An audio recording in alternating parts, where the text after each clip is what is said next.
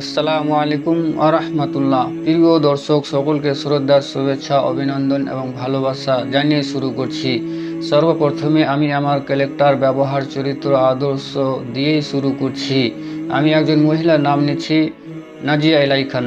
আমাদের ভারতের নাজিয়া এলাই খান। এই নাজিয়া এলাই খানের জন্য আল্লাহ পাক রব্বুল আলমিনের কাছে বেশি বেশি করে হৃদায়ত চাচ্ছি যে আল্লাহ তুমি তোমার দয়া দেয় হৃদায়ত দান করো। যদি ওই মহিলাটা তোমার হেদায়েত পেয়ে যায় তাহলে এই নাজিয়া এলাই খানের জন্য এটাই তার পাওয়ারফুল অস্ত্র এবং উত্তম সম্পদ। আল্লাহ তুমি তাকে বেশি বেশি করে হেদায়েত দান করুন, আমিন।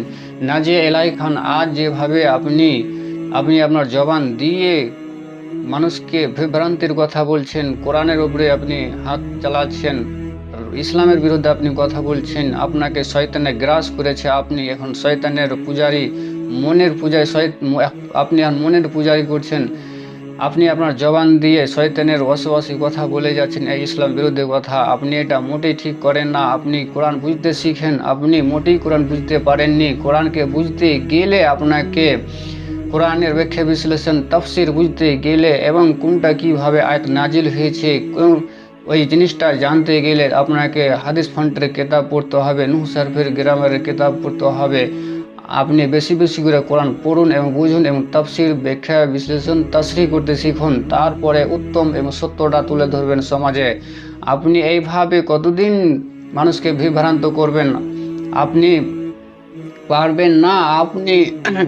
আপনি এইভাবে কথা বলে মানুষকে বিভ্রান্ত করবেন না। আমি তোমার জন্য খাস দোয়া করি, আল্লাহ তুমি তাকে হেদায়েত দান করো, আল্লাহ তুমি তাকে ইসলামের জন্য কবুল করো।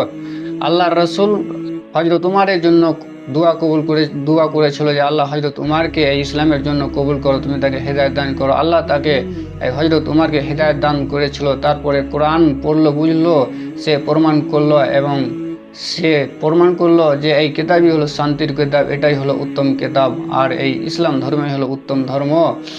আমি ওই মহিলার নাম একজন লিখি যে হিন্দা রাসূলের চাচার কুলজা চেবিয়েছিল।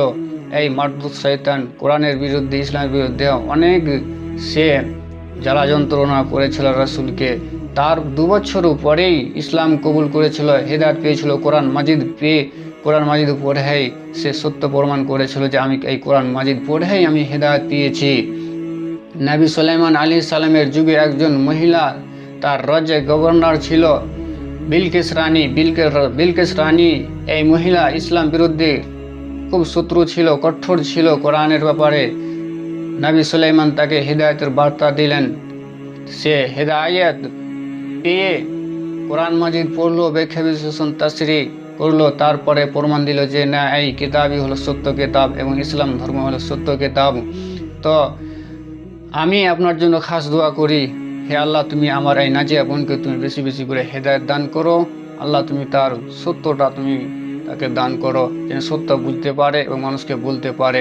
আমাদের পৃথিবীতে একটা পাওয়ারফুল দেশ আছে, সবাই জানি শুনেছি নামটা, আমেরিকা। আমেরিকার ভিতরে একজন মানুষ আছে, সে হলো নট মুসলিম। সে শান্তি খুঁজে বেড়াচ্ছে, শান্তি পায় না। তার চাচাতো ভাইকে বললো যে আমি শান্তি চাই, আমার শান্তির দরকার। তো তার চাচাতো ভাই বললো যদি শান্তি পেতে চাও তাহলে ইসলাম ধর্মের এই কোরআন মাজিদ পড়ো, বেশি বেশি করে তার ব্যাখ্যা বিশ্লেষণ পড়ো, তাকে আমল করো, বুঝার চেষ্টা করো।